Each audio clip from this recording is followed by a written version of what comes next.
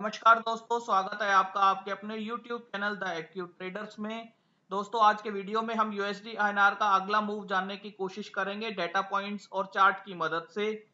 आगे बढ़ने से पहले एक अपडेट है कि हमने दोस्तों 3 शीट्स बनाई थी यूएस स्टॉक्स और इंडेक्स के लिए। एफ एंडो शीट बनाई थी, तो वो हमने अपने सभी दोस्तों को मेल कर दी है जिन्होंने अब फॉर्म फिल किया था। यदि मेल ना आया हो और आपने फॉर्म फिल किया था तो आप प्लीज हमें मेल पे बताइएगा या टेलीग्राम और ट्विटर के माध्यम से भी आप बता सकते हैं। तो दोस्तों, इस वीडियो के डिस्क्रिप्शन में आपको फॉर्म मिल जाएगा। अभी हमने 85 के लगभग मेल कर दिए हैं, 100 की हमने बात की थी, तो अभी कुछ विंडो है। तो आप यदि चाहें, अगर आप वो शीट देखना चाहते हैं तो आप देख सकते हैं ये दोनों वीडियोस, और आप शीट लेना चाहते हैं तो आप फॉर्म फिल करके हमें दे सकते हैं। इंग्लिश में ये वीडियो यहाँ बनाई गई थी, तो इंग्लिश में भी फॉर्म इसके डिस्क्रिप्शन में मिल जाएगा और इंग्लिश में डिस्क्रिप्शन वीडियो का भी मिल जाएगा। आप ये वीडियो देख सकते हैं। तो दोस्तों, हम अपनी वीडियो पे चलते हैं, यूएसडी आईएनआर का मूव जानने की कोशिश करते हैं। आगे बढ़ने से पहले एक डिस्क्लेमर कि ये वीडियो एजुकेशनल पर्पस के लिए रिकॉर्ड की जा रही है। आप हमारे एनालिसिस से एग्री भी कर सकते हैं, डिसएग्री भी कर सकते हैं। कोई भी पोजीशन लेने से पहले आप अपने फाइनेंशियल एडवाइजर से जरूर बात कीजिएगा। आपके प्रॉफिट लॉस के लिए हम रिस्पॉन्सिबल नहीं होंगे। तो दोस्तों, चलते हैं चार्ट पे सबसे पहले। और ये यूएसडी आईएनआर का वीकली चार्ट है जो मैंने ओपन किया हुआ है, और एक ट्रेंड लाइन मैंने ड्रॉ करने की कोशिश की है जो कि डाउन ट्रेंड लाइन है। तो दोस्तों, आपने जैसे लास्ट वीक हमने बताया था कि ये कंसोलिडेट कर रहा है, तो वीकली में अभी ये कंसोलिडेशन फेज में चल रहा है इस जोन में, जो कि नीचे की तरफ लगभग 73 का होता है और ऊपर की तरफ 74 का होता है। दोस्तों, इसमें एक खास बात ये है, वीकली के कंसोलिडेशन में खास बात ये है कि जब भी ये हायर साइड में जा रहा है, तो एक शार्प रिजेक्शन इसे देखने को मिल रहा है वीकली पॉइंट ऑफ व्यू से। और दूसरा, वीकली एनालिसिस में दोस्तों मैं आपको बताना चाहूंगा कि जो दोस्त हमारे फिबोनाची पे ट्रेड करते हैं, फिबोनाची पे लेवल्स निकालते हैं, उनके पॉइंट ऑफ व्यू से मैंने एक चीज ऑब्जर्व की है, आप देख सकते हैं। देखिए, जब हमने फिबोनाची का प्लेस किया, इस कैंडल से तेजी आनी शुरू हुई थी इस कंसोलिडेशन के बाद। जब इस कैंडल से तेजी आई थी और इसने यहाँ इसका हाई ब्रेकआउट किया था, तो हमने यहाँ फिबोनाची प्लेस किया, इसको लो मानते हुए और हाई मानते हुए यहाँ फिबोनाची प्लेस किया। तो दोस्तों, लगभग 0.786%, 0.786 लेवल तक अभी रिट्रेसमेंट हो चुका है। मार्च के लेवल्स, फरवरी के लास्ट वीक में ये कैंडल बनी थी, फरवरी मार्च से लेके अब तक में 7.786% का रिट्रेसमेंट हो चुका है। और दोस्तों, खास बात ये है फिबोनाची में जो मैं ऑब्जर्व कर पा रहा हूं कि अभी जो ये जोन है, जो ये लेवल्स का जोन है .618 से .786, दोस्तों वीकली में ये इसी जोन में कंसोलिडेट कर रहा है। ये हायर जोन में जाने की कोशिश करता है, लेकिन ये वहां से रिजेक्ट हो जाता है और फिर से इस जोन में आ जाता है। तो ये जोन हमारे लिए बड़ा इंपॉर्टेंट है और हमें ये देखना जरूरी है कि ये हायर जोन में कोई कैंडल क्लोज कर पाता है या नहीं कर पाता है, तो उसके बाद फिर वो नेक्स्ट कैंडल में कैसा बिहेवियर दिखाता है। तो दोस्तों, ये फिबोनाची के पॉइंट ऑफ व्यू से था जो मैं आपको बताना चाह रहा था। अब हम चलते हैं अपने डेली चार्ट पर। तो दोस्तों, डेली चार्ट में भी ये वीकली ट्रेंड लाइन है। डेली चार्ट में एक ट्रेंडिंग सपोर्ट लाइन हमने ड्रॉ की है। ये एक सपोर्ट लाइन ड्रॉ की है कि यहाँ इस जोन में आके ये फिर से एक डिमांड क्रिएट कर रहा था, जैसा कि हमने अपने लास्ट वीडियोस में या लास्ट एनालिसिस में भी कई बार आपसे शेयर किया था कि ये यहाँ एक डिमांड क्रिएट कर रहा था। तो दोस्तों, ये एक सपोर्ट लाइन थी जो एक डिमांड क्रिएट कर रही थी 73 के लेवल पे। तो देखना होगा कि ये इस सपोर्ट लाइन के नीचे, यदि ये 73 डॉट, इस कैंडल का जो लो है, इस ग्रीन कैंडल का जो लो है 73.09, इस कैंडल के लो के नीचे यदि ये ट्रेड करता है डेली बेसिस पर, तो दोस्तों ये एक अच्छा शार्प इस तरह की कैंडल का फॉर्मेशन दिखा सकता है। जैसे ये बड़ी कैंडल्स बन रही हैं, इस तरह की कैंडल्स का फॉर्मेशन ये नीचे की तरफ दिखा सकता है।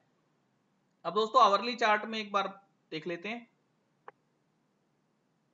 आवरली चार्ट में दोस्तों ये एक रेजिस्टेंस लाइन रेड कलर में भी ड्रॉ की गई है, जो हमें बताती है कि ये देखिए, यहाँ जब ये नीचे आया था, इस जोन में आया था, नीचे आया था, तो ये एक बार, यहाँ दो बार, तीन बार, यहाँ भी एक बार, तो दोस्तों इतनी बार ये यहाँ नीचे यहाँ रेजिस्टेंस ले चुका है। बार बार ये ऊपर जाने की कोशिश करता है यूएसडी आईएनआर, लेकिन यहाँ इसे एक स्टिफ रेजिस्टेंस, एक अच्छा रेजिस्टेंस देखने को मिलता है। और दोस्तों, नीचे की तरफ यहाँ एक डिमांड क्रिएट कर रहा था जो कि अभी फिर से नीचे की तरफ आ गया है।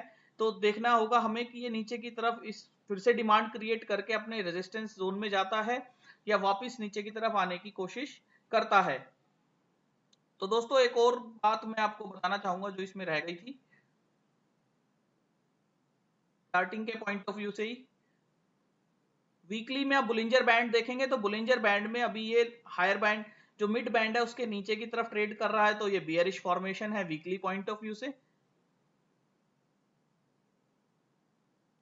डेली में भी दोस्तों ये नीचे की तरफ आ गया, इसने स्टिफ रेजिस्टेंस बुलिंजर के हायर बैंड पे लिया था, स्टिफ रेजिस्टेंस लिया था, तो ये अभी नीचे की तरफ आ गया है, लेकिन ये कंसोलिडेशन जोन में है।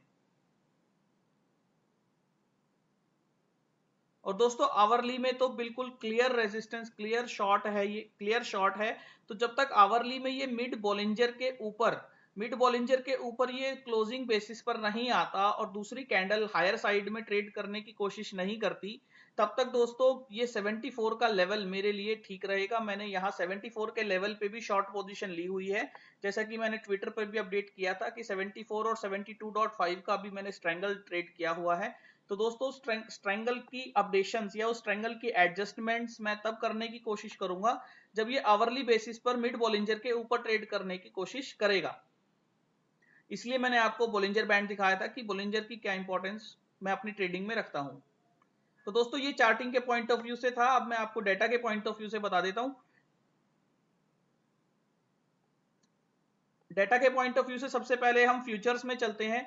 तो फ्यूचर्स में देखिए आप 30 सितंबर को 5% का बिल्डअप हुआ था और 1 अक्टूबर को भी 2% का बिल्डअप इसमें दिख रहा है हमारे इस सेशन की ट्रेडिंग में।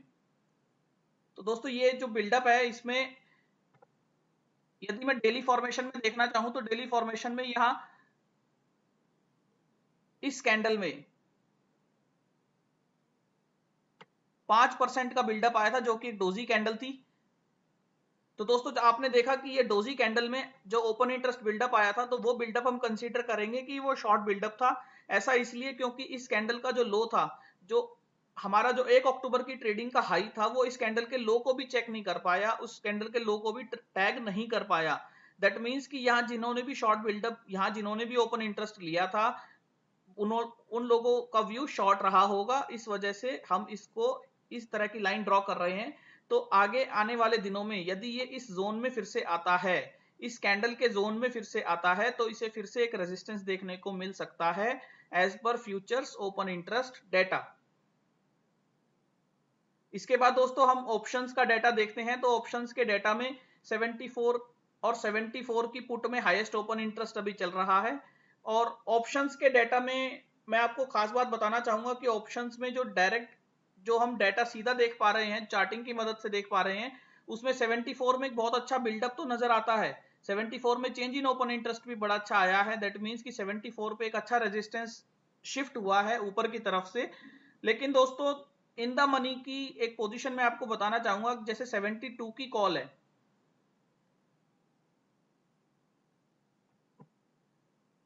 72 की कॉल, एक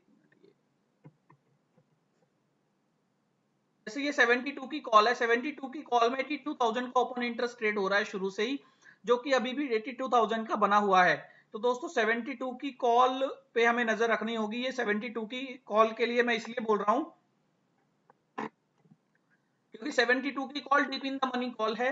और दोस्तों लास्ट मंथ भी हमने देखा था कि ये 90,000 के अराउंड इसमें कॉन्ट्रैक्ट्स चल रहे थे, जो कि मुझे लगता है कि ये कॉन्ट्रैक्ट्स पूरे इस महीने रोल ओवर कर दिए गए। इसका